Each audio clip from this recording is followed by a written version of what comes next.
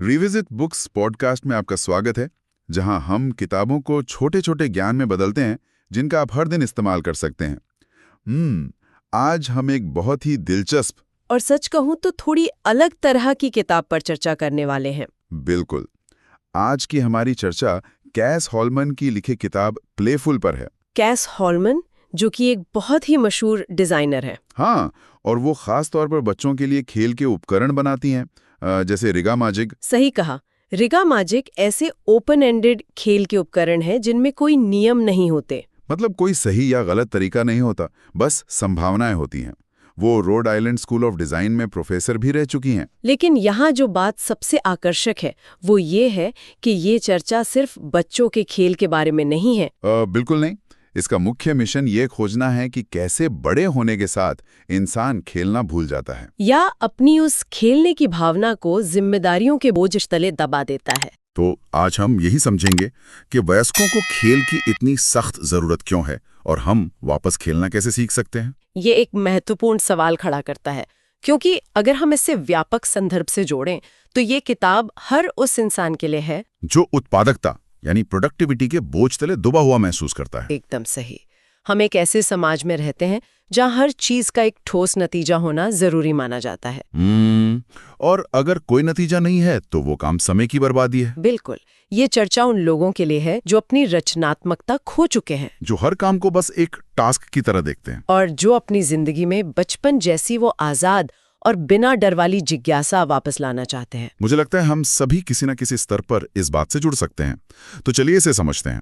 आज हम इस किताब की मुख्य शिक्षाओं को 5 बिंदुओं में बांटकर देखेंगे, जो कि इस पूरी अवधारणा को समझने में बहुत मददगार साबित होंगे। तो पहला बिंदु है फ्री प्ले और वयस्कों की सीमाएं। जब हम बचपन के स्वतंत्र खेल को याद करते हैं तो वो कैसा होता था? वो बहुत ही उन्मुक्त होता था। हाँ, किताब में कैश होलमन के बचपन की एक कहानी है। वो बताती हैं कि कैसे वो एक देवदार के पेड़ पोंडरोसा पाइन के पेड़ पर घंटों बैठी रहती थी, बस चींटियों को देखते हुए। बिल्कुल। वो बस चींटियों को देखती थी और ये ध्यान रखती थी कि पेड़ की छाल को कोई नुकसान न पहुंचे। इसमें कोई खिलौना नहीं था, कोई नियम नहीं था, कोई समय सीमा नहीं थी, बस वो पल था। लेकिन अगर हम वयस्कों के खेल की तुलना इससे करें तो एक बहुत बड़ा अंतर दिखता है। अब बड़े लोग आमतौर पर बहुत बंधे हुए तरीकों से खेलते हैं। बिल्कुल। जैसे कि स्पोर्ट्स ले लीजिए, फुटबॉल या बास्केटबॉल, जिनमें सख्त नियम होते हैं, रेफरी होते हैं, हार जीत होती है। या फिर वीडियो गेम्स जो स्क्रीन तक सीमित हैं। और अगर ये सब नहीं तो वयस्कों का मनोरंजन अक्सर शराब और सेक्स जैसी चीजों तक सिमट जाता है। मतलब ऐसे तरीके जो या तो बहुत नियमबद्ध हैं या बस कुछ देर के लिए सुंदर कर देने वाले हैं। असली फ्री प्ले के लिए 3 चीजों की जरूरत होती है। और वो क्या है? पहला, संभावनाओं को अपनाना। दूसरा, फैसलों या आलोचनाओं से मुक्त होना। और तीसरा, सफलता को नए सिरे से परिभाषित करना। आलोचना से मुक्त होना शायद सबसे मुश्किल है। हम हमेशा सोचते हैं कि हम मूर्ख तो नहीं दिख रहे हैं। बिल्कुल, और यही डर हमें खेलने से रोकता है। चलिए अब दूसरे बिंदु पर आते हैं जो थोड़ा वैज्ञानिक है, दिमाग के लिए खेल का विज्ञान। ये बहुत ही दिलचस्प हिस्सा है। हाँ, क्या खेलना सिर्फ मजा है या दिमाग के लिए कुछ और भी? कैलटेक की जेट प्रोपल्शन लेबोरेटरी का एक उदाहरण है। जेपीएल का वो उदाहरण बहुत कुछ साफ कर देता है। हाँ, वहाँ इंटरव्यू में ये पूछा जाने लगा था कि क्या आपने बचपन में घड़ियों या रेडियो को खोलकर खेला है? क्योंकि उन्होंने नोटिस किया था कि जो लोग बचपन में चीजों के साथ खेलते थे, उन्हें खोलते थे, वे असल में बेहतर प्रॉब्लम सॉल्वर निकले। बिल्कुल।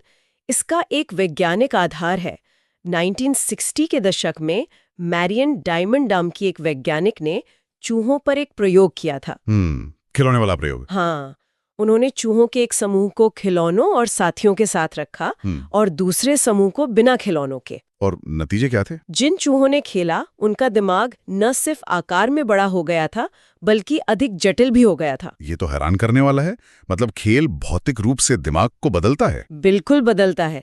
और इसी से जुड़ा जैक पेंक्सेप का प्रयोग भी है, जिन्हें चूहों को गुदगुदी करने वाला वैज्ञानिक कहा जाता था। चूहों को गुदगुदी करना, इस सुनने में ही कितना प्लेफुल है ना?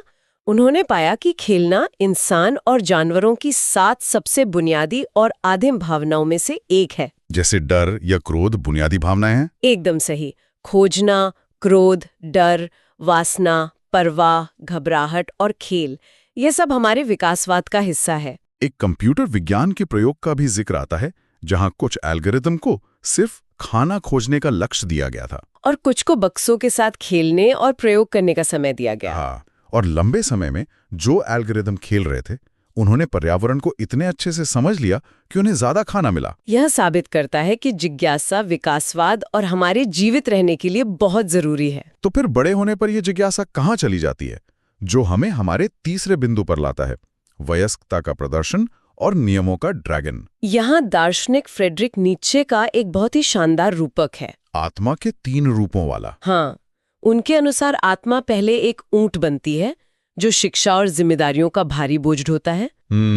फिर वो एक शेर बनती है। बिल्कुल, शेर जो उन थोपे गए नियमों के खिलाफ विद्रोह करता है। लेकिन शेर कुछ नया बना नहीं सकता। सही कहा। इसीलिए अंत में आत्मा एक बच्चे का रूप लेती है जो आजाद है और रचनात्मक रूप से खेलता है। हम जिम्मेदारी के नाम पर खुद को कितना बांध लेते हैं। नीत्शे ने एक विशाल ड्रैगन का जिक्र किया था, जिसके हर एक शल्क पर समाज के नियम लिखे हैं। तुम्हें ऐसा करना चाहिए, तुम्हें वैसा करना चाहिए। ये रोजमर्रा के नियम ही हमारी रचनात्मकता को मार देते हैं। किताब में कैस का एक बहुत मजेदार उदाहरण है, ग्रोसरी के सामान वाला। हाँ, कार से ग्रोसरी निकालते समय आमतौर पर सोचते हैं कि आराम से 2-3 चक्कर लगा लेंगे। लेकिन कैज इसे एक मजेदार चुनौती बना देती हैं। वो सारा सामान एक ही बार में उठाने की कोशिश करती हैं। और जब हाथ में जगह नहीं बचती तो वो टॉयलेट पेपर को लात मारते हुए दरवाजे तक ले जाती हैं। यह एक बहुत ही अच्छा उदाहरण है कि कैसे हम बोरिंग कामों को खेल में बदल सकते हैं। मतलब हम रोजमर्रा के नियमों पर सवाल उठा सकते हैं कि इसे हमेशा ऐसे ही क्यों करना है। बिल्कुल, और यही हमारा चौथा बिंदु है, लक्ष्य को फिर से सोचना। क्या हम किसी काम को करने के तरीके को बदल सकते हैं?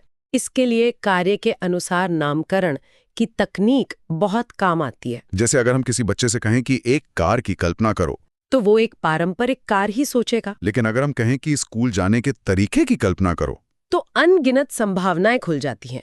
वो उड़ने वाले जूते या कोई जादुई कालीन सोच सकता है, क्योंकि हमने लक्ष्य को फिर से परिभाषित कर दिया है। इसका वयस्कों की जिंदगी में भी बहुत व्यवहारिक उपयोग है, जैसे कॉफी के कप का उदाहरण। हाँ, अगर कॉफी का डिस्पोजेबल कप पर्यावरण को नुकसान पहुंचा रहा है तो हम एक नया इको फ्रेंडली कप बनाने के पीछे भागने लगते हैं। जबकि असल सवाल ये होना चाहिए कि क्या हम दिन में 10 मिनट बैठकर असली मग में कॉफी नहीं पी सकते? हम दक्षता और रफ्तार के इतने आदी हो गए हैं कि रुकना भूल गए हैं। एक और बेहतरीन उदाहरण कपड़े तय करने का है। हाँ, जब घर में कपड़े समेटने होते हैं तो हम अक्सर बच्चों को दूर रखते हैं क्योंकि वे काम बिगाड़ देते हैं। लेकिन अगर हम लक्ष्य को बदल दें, अगर लक्ष्य सिर्फ कपड़े समेटना नहीं बल्कि बच्चों के साथ वक्त बिताना है, तो फिर बच्चों का उन कपड़ों को टेढ़ा मेढ़ा समेटना भी एक मजेदार खेल बन जाता है। वो टेढ़े मेढ़े कपड़े असल में हमारी जीत हैं, क्योंकि हमने उस पल को जी लिया। और जीत से मुझे याद आया हमारा 5वां और आखिरी बिंदु, सफलता को नए सिरे से परिभाषित करना। हमारे समाज में हर चीज को परिणाम से नापा जाता है। अगर आप गाते हैं तो आपको अच्छा ही गाना चाहिए। अगर आप चित्र बनाते हैं तो वो सुंदर होना चाहिए। लेकिन खेल में ऐसा नहीं होता। खेल में कोई हार या जीत नहीं होती। सिस्टर कोरिटा केंट का एक बहुत ही सुंदर नियम है, कोई जीत नहीं है और कोई हार नहीं है, केवल बनाना है। ये सोच कितनी आजाद करने वाली है। हमें असफलता को खेल का हिस्सा मानना चाहिए। इतिहास के सबसे सफल लोग इसी प्लेफुल माइंडसेट के साथ चले थे। थॉमस एडिसन का ही उदाहरण ले लीजिए। बल्ब बनाने से पहले 10,000 बार असफल प्रयास। या अगाथा क्रिस्टी जिनकी शुरुआती नॉवल रिजेक्ट हो गई थी। और जेम्स डायसन ने वैक्यूम क्लीनर बनाने से पहले 5,000 से ज्यादा प्रोटोटाइप बनाए थे। उन्होंने हार नहीं मानी, वे बस खेल रहे थे और सीख रहे थे। मुझे अंजी प्ले स्कूल की उस टीचर का नजरिया बहुत पसंद आया। वो कहानी सच में गहरी है। जब एक बच्ची लकड़ी के ब्लॉक पर बहुत धीरे धीरे चल रही थी तो टीचर ने उसे जल्दी करने को नहीं कहा। क्योंकि जब उनसे पूछा गया कि वे बच्ची को जल्दी करने को क्यों नहीं कह रही हैं, तो टीचर का सवाल था, ये जल्दी करना या दक्षता उस चीज से ज्यादा महत्वपूर्ण क्यों है जो बच्ची खेल कर सीख रही है? ये एक ऐसा सवाल है जो हम सबको खुद से पूछना चाहिए। हम दक्षता के पीछे भागते हुए अनुभव को ही भूल जाते हैं। तो अगर हम इस पूरी चर्चा का सार निकालें तो बात बहुत साफ है। वयस्क होने का मतलब सिर्फ सर्वाइवल या गंभीर होना नहीं है। हमें अपने आसपास के माहौल को जरूरत से ज्यादा डिजाइन नहीं करना चाहिए, नियमों में नहीं बांधना चाहिए। हमें अपनी जिंदगी को इस तरह सेट करना चाहिए कि उसमें खेल के लिए जगह बने, खुद अपने प्ले वर्कर बने। एक खाली कार्डबोर्ड बॉक्स को सिर्फ कचरे की तरह ना देखें, उसमें छिपे एक किले की संभावना को देखें। आज ही अपने रूटीन में कोई एक ऐसा छोटा सा बदलाव खोजें जहां आप एक साधारण काम को खेल में बदल सकें। और मुझे लगता है कि आज के इस तकनीक से भरे युग में ये और भी जरूरी है। बिल्कुल, हम हर चीज को आर्टिफिशियल इंटेलिजेंस और ऑटोमेशन के जरिए पूरी तरह से परफेक्ट और गलती रहित बनाने की कोशिश कर रहे हैं। हम दक्षता के दीवाने हो गए हैं। लेकिन अगर हम बिना उद्देश्य के खेलने और गलती करने की गुंजाइश को ही खत्म कर देंगे तो भविष्य में कुछ नया कैसे पैदा होगा? ये एक बहुत ही विचारणीय बिंदु है। शायद सबसे बड़ा खतरा मशीनों के हम पर हावी होने का नहीं है, बल्कि इंसानों के खुद मशीन बन जाने का है। इसलिए खेलना मत छोड़िए। बहुत खूब कहा। यह था आज का विश्लेषण। हालांकि ये चर्चा पुस्तक के पूरे पाठ का स्थान नहीं ले सकती, लेकिन ये इसकी शिक्षाओं की एक झलक जरूर दे सकती है। मुझे आशा है कि आपको ये चर्चा उपयोगी लगी होगी और मैं आगे भी आपके साथ साझा करने के लिए उत्सुक हूं। मुझे बताएं कि आप अगली बार किस पुस्तक पर चर्चा सुनना चाहते हैं।